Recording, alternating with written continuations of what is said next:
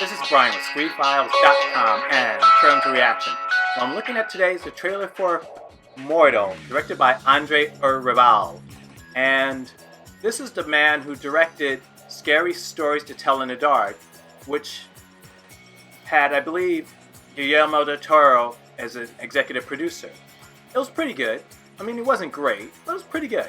Mortal is described by IMDb as a fantasy adventure story about a young man discovering he has godlike powers based on ancient Norse mythology. And this sounds a lot like Percy Jackson and the Lightning Thief, a movie that I tried to watch but couldn't get through. Not that it was bad, but it just wasn't very interesting. That being said, I have no idea about Mortal beyond what I just read to you, so let's take a look at that trailer. A lot of people are wondering what happened last night with you and the boy. I tried to immerse me. If you touch me, you will burn. That's possible.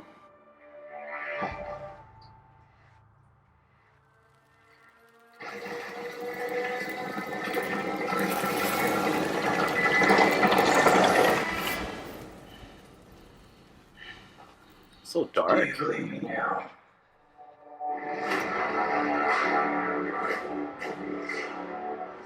How did this happen to you? I don't know. I don't care what he is. We need to find him quickly, get him under control.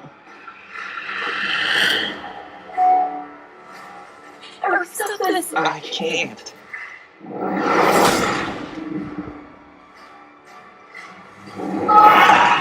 He cannot reach the city. You do agree with me, right?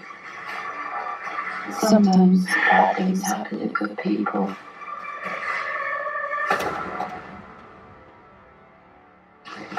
Don't!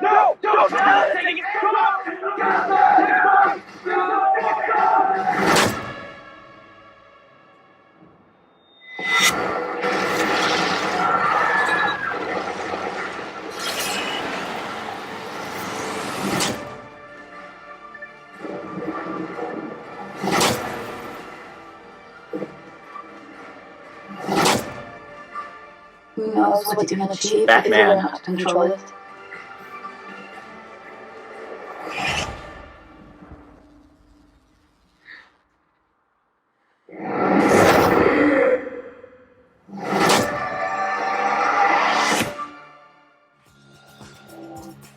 Well, that was the trailer for Mortal, and it's pretty interesting.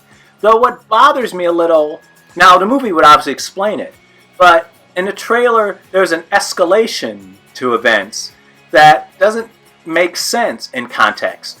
I mean, it starts with them discovering his abilities. It ends, towards the middle I should say, you have a standoff between him, who essentially seems to be Electro, and police.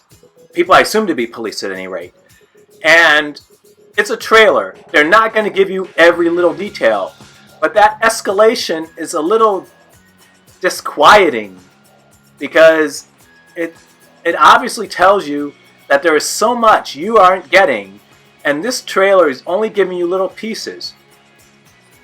Which is not unusual. Trailers do it all the time. But it's not, at least in my experience, it's not quite so blatant that trailers are doing it. In this instance, it's telegraphing that there's a lot of stuff you aren't seeing. And that's a little weird.